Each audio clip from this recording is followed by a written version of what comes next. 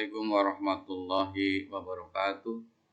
Semangat pagi untuk anak-anakku, siswa peserta didik kelas 12 tahun pelajaran 2020-2021.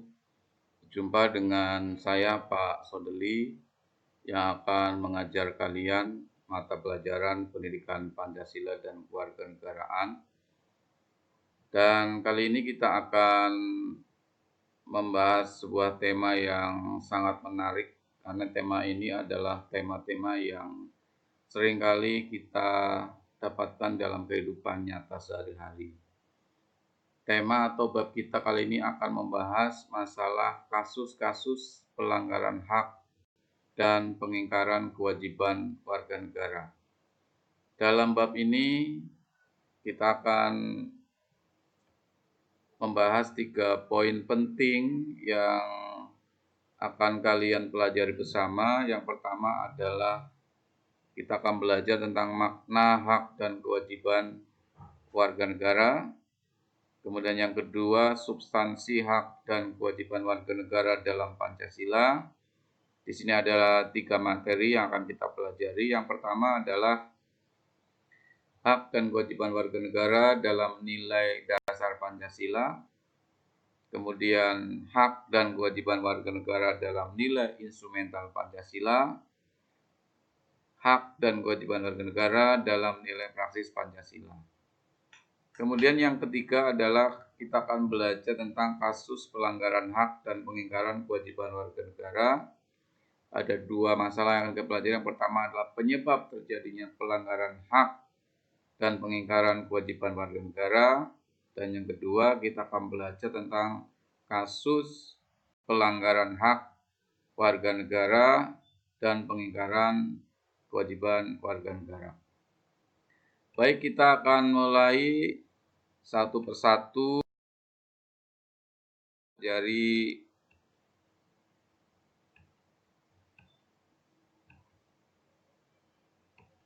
yang pertama. Kita akan belajar tentang makna hak asasi manusia dan hak warga negara. Ini adalah konsep yang sudah sering kalian pelajari di kelas 10 dan kelas 11. Mari kita kembali ingat-ingat konsep apa itu hak asasi manusia dan apa itu hak warga negara. Kalau kalian perhatikan, antara hak asasi manusia dan hak warga negara itu memiliki perbedaan. Yang pertama, hak asasi manusia merupakan hak dasar, hak pokok yang melekat pada setiap pribadi manusia. Dan hak asasi ini merupakan anugerah yang diberikan secara langsung oleh Tuhan Yang Maha Esa kepada setiap manusia. Sedangkan hak warga negara itu adalah seperangkat hak yang melekat dalam diri manusia dalam kedudukannya sebagai anggota dari sebuah negara. Jadi hak warga negara ini dimiliki oleh mereka yang statusnya adalah anggota dari sebuah negara. Misalnya kita anggota dari negara Indonesia, maka kita akan mempunyai hak sebagai warga negara Indonesia. Sedangkan hak asasi manusia itu sifatnya universal. Nah ini tidak terpengaruh oleh status kewarganegaraan seseorang. Nah, hak warga negara ini dibatasi oleh status kewarganegaraannya. Jadi hanya warga negara di negara itulah yang memiliki hak sebagai warga negara. Kemudian perbedaan yang ketiga, bahwa semua hak asasi manusia juga merupakan hak warga negara. Jadi pada umumnya seluruh negara di dunia ini mencantumkan hak-hak asasi manusia itu sebagai hak warga negara. Tetapi tidak semua hak warga negara adalah hak asasi manusia. Sebagai contoh misalnya, di Indonesia seseorang berhak menjadi presiden. Hanya warga negara Indonesia lah yang mempunyai hak untuk menjadi presiden. Tidak semua manusia di Indonesia itu punya hak untuk menjadi presiden di Indonesia. Ini perbedaan antara hak asasi manusia dengan hak warga negara. Demikian ya, anak-anak paham dan jelas antara kedua konsep ini, karena konsep ini sering sebagian menganggap sama. Padahal kalau kita perhatikan secara seksama bahwa kedua konsep ini tentunya berbeda. Nah, kemudian yang berikutnya adalah mengenai kewajiban warga negara dan kewajiban asasi manusia. Nah, konsep ini juga sekalian pahami bahwa kedua konsep ini jelas berbeda antara kewajiban warga negara dan kewajiban asasi manusia. Mari kita lihat satu persatu perbedaannya.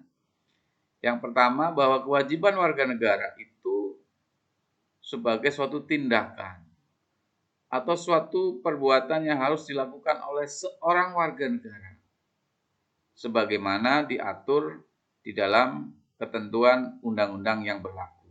Kalau di negara kita misalnya diatur di dalam Undang-Undang Dasar Negara Republik Indonesia tahun 1945 dan undang-undang organik yang ada di bawahnya. Kemudian yang kedua, bahwa kewajiban warga negara itu dibatasi oleh status kewarganegaraan seseorang. Jadi hanya warga negara Indonesia lah yang mempunyai kewajiban sebagaimana yang tercantum di dalam Undang-Undang Dasar Negara Republik Indonesia tahun 1945. Kemudian kewajiban warga negara ini cakupannya lebih luas. Karena di dalam kewajiban warga negara meliputi pula kewajiban asasi manusia. Nah, sedangkan kewajiban asasi manusia ini merupakan kewajiban dasar setiap orang dimanapun mereka berada. Jadi tanpa membedakan kewarganegaraan seseorang. Kemudian kewajiban asasi manusia itu terlepas dari status kewarganegaraan yang dimiliki oleh orang tersebut. Jadi kewajiban asasi ini adalah kewajiban yang luas. Misalnya kewajiban manusia terhadap Tuhan itu sama, ya, manusia dimanapun mempunyai kewajiban terhadap Tuhan Yang Maha Esa. Kewajiban terhadap sesama manusia, setiap manusia wajib menghormati satu sama lain. Kewajiban terhadap kedua orang tua, ini juga merupakan kewajiban asasi manusia. Kewajiban terhadap misalnya lingkungan, terhadap makhluk yang lainnya. Nah, ini contoh-contoh kewajiban asasi manusia yang berlaku universal di seluruh dunia. Dan selanjutnya mengenai hak dan kewajiban. Hak dan kewajiban warga negara ini adalah dua hal yang tidak dapat dipisahkan. Seperti dua sisi mata uang. Karena satu sisi dengan yang lainnya saling melengkapi satu sama lain. Kewajiban itu muncul, ya. Jadi karena kewajiban muncul hak, dan hak akan memunculkan kewajiban. Setiap kewajiban yang kita lakukan akan mendapatkan hak dari apa yang telah kita lakukan. Dan setiap hak akan memunculkan kewajiban-kewajiban. Akan tetapi, mana yang lebih dahulu harus kita lakukan? Tentunya sebagai warga negara yang baik, kita harus terlebih dahulu melaksanakan kewajiban-kewajiban kita sebelum kita menuntut haknya. Jangan dibalik, kita menuntut hak, tetapi kita belum melaksanakan kewajibannya. Nah, dalam kehidupan sehari-hari, ini kerap kali terjadi pertentangan karena hak dan kewajiban dilaksanakan tidak seimbang. Misalnya, setiap warga negara memiliki hak dan kewajiban untuk mendapatkan penghidupan yang layak. Akan tetapi pada kenyataannya banyak warga negara yang belum merasakan hidup layak, hidup sejahtera di dalam kehidupannya. Nah, ini sesuatu hal yang bertentangan. Mestinya setiap warga negara itu mendapatkan kehidupan yang layak karena warga negara itu sudah menjalankan kewajiban-kewajibannya sebagai warga negara. Nah, ini yang harus kita perhatikan anak-anakku semuanya mengenai hak dan kewajiban. Nah, ini nanti untuk pertemuan kali ini kita hanya membahas itu saja dulu, ya, konsep-konsep dasar mengenai apa itu hak, apa itu kewajiban, apa perbedaannya antara hak dan kewajiban warga negara, dan apa itu hak dan kewajiban asasi manusia. Nah, tentunya kalian sudah paham tentang dua konsep tersebut, dan Bapak ingin memberikan tugas kepada kalian, anak-anakku yang hebat, setelah memahami konsep-konsep itu untuk melengkapi tentunya pengetahuan kita tentang hak dan kewajiban. Bapak minta kalian untuk mengerjakan tugas mandiri. Nah, di situ kalian silakan bacalah buku dan sumber lain. Silakan kalian bisa mengambil dari buku apapun, bisa dari internet, bisa dari buku-buku pengetahuan yang kalian miliki. Kemudian coba kalian identifikasi 3 pengertian hak dan kewajiban warga negara menurut para ahli. Nah, ini kalian cari referensi, apa sih pendapat para ahli tentang hak, apa itu kewajiban, kemudian hasil identifikasi kalian tuliskan dalam tabel di tugas mandiri 1.1. Kalian bisa lihat di buku PPKN kelas 12, di situ ada tugas mandiri 1.1. Kemudian yang kedua, setelah kalian mendapatkan pendapat dari para ahli, coba berdasarkan pendapat para pakar yang kalian temukan itu, kalian analisis apa persamaan dan perbedaan dari pendapat tersebut. Menurut si A misalnya apa, si B apa. Ya, kemudian persamaannya apa sih dari ketiga pendapat itu? Nah, kemudian yang ketiga, coba kalian rumuskan makna hak dan kewajiban warga negara berdasarkan pendapat kalian sendiri. Ya, jadi setelah kalian melihat pendapat pakar-pakar atau ahli, silakan kalian mencoba untuk menjadi seorang ahli juga. Bagaimana pendapat kalian tentang makna hak dan kewajiban warga negara menurut pendapat kalian sendiri? Demikian anak-anakku sekalian yang hebat, anak-anak yang tetap semangat walaupun dalam kondisi COVID yang belum selesai, kita harus tetap belajar. Dan tentunya sebagai warga negara yang baik, Bapak selalu mengingatkan agar kita selalu memahami apa hak dan kewajiban kita.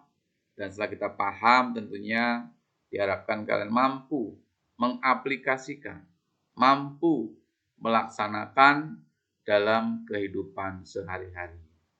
Demikian anakku sekalian untuk pertemuan pertama ini.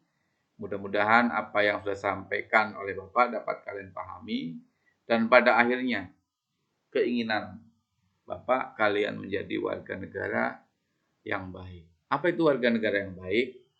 Warga negara yang baik adalah warga negara yang menyadari hak dan kewajibannya, melaksanakan hak dan kewajibannya dalam kehidupan sehari-hari, baik di lingkungan keluarga, di lingkungan sekolah, maupun di lingkungan yang lebih luas lagi dalam kehidupan bermasyarakat, berbangsa, dan negara.